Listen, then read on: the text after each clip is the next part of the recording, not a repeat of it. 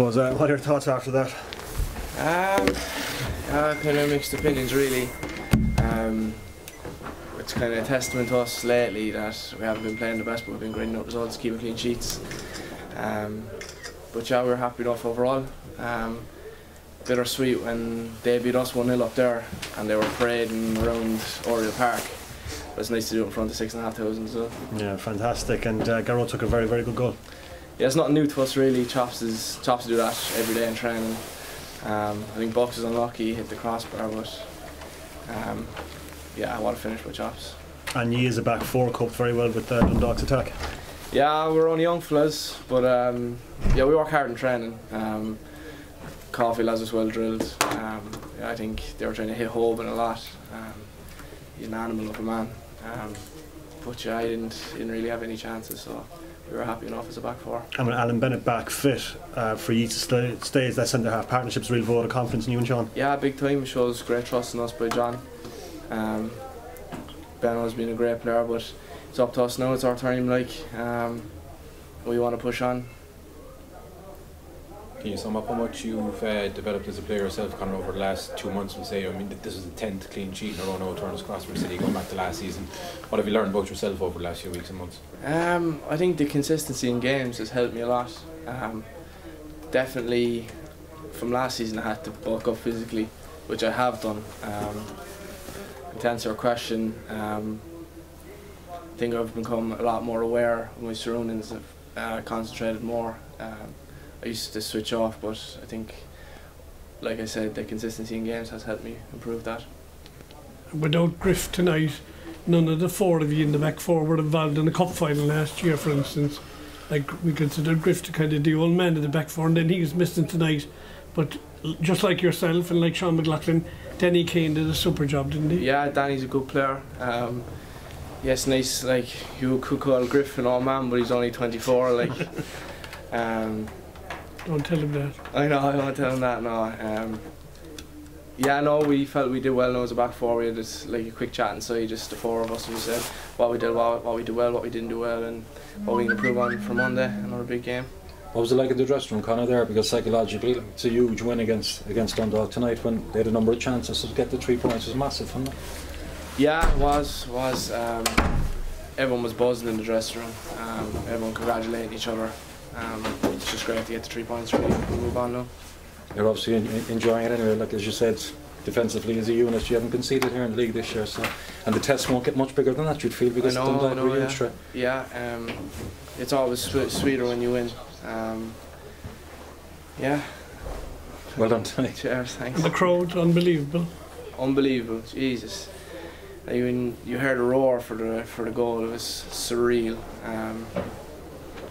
I think it's a Cork thing really, the support. They follow us everywhere, to be fair. Even away in the away grounds, they nearly have more than the home support. Unbelievable. Jesus, take my hat off to them. And Conor, have you been a bit surprised about how easily you have slotted into League of Ireland football?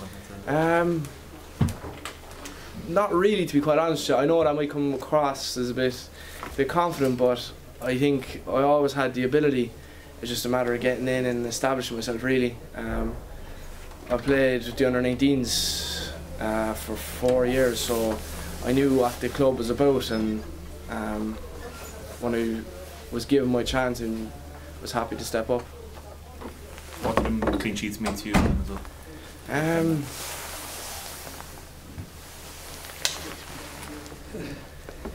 I suppose there are goals, if you get me. You know, like, Sads might score a worldie and Graham might score a header or whatever, but there are goals really, like inside, like they're in the dressing room as well. Like, it's even for Nults as well. Like, we wouldn't consider ourselves a back four; it's more a back five.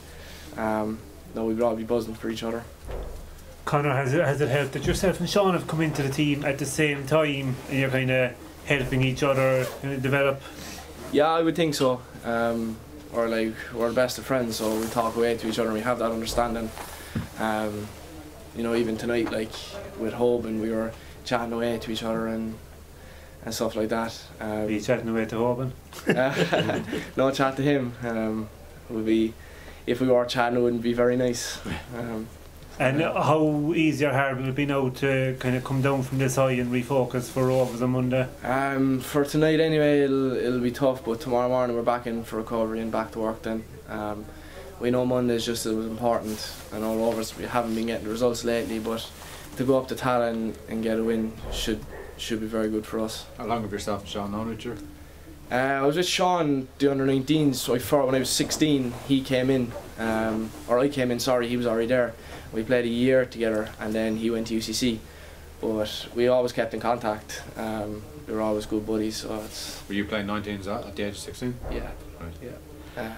He was 2 years older than me, so yeah, we just gelled from day one. We hit it off really, and yeah, I consider him a good friend of mine. Conor, a word for Benno in all your development as defenders. His influence must be huge, is it? Yeah, his influence is huge. You know, the man's been there, he's done that. He's won leagues, he's been to England. Definitely, he'd be one I'd look up to in the club. I know he's idolised around Coxey, and in training and stuff, he would come over. Say if you didn't do something, if you're not playing up to scratch, he'd come over, and his standards are very high. So it's getting up to his standards and improving off him is where I'll improve as myself as a player.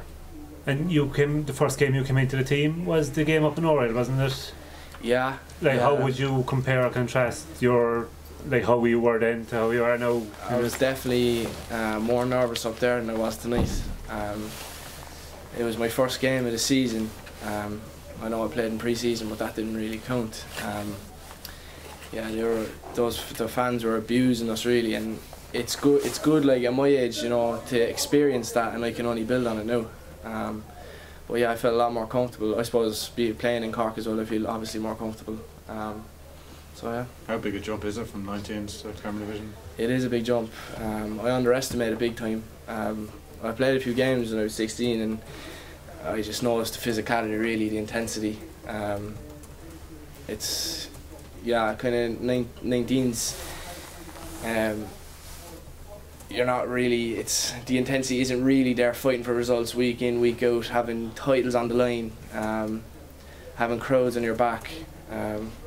But it has definitely helped me make my step up. Does that come as a shock to the system when you're playing in front of a crowd the first time, people giving you grief? Definitely, yeah. I think I played against Liverpool in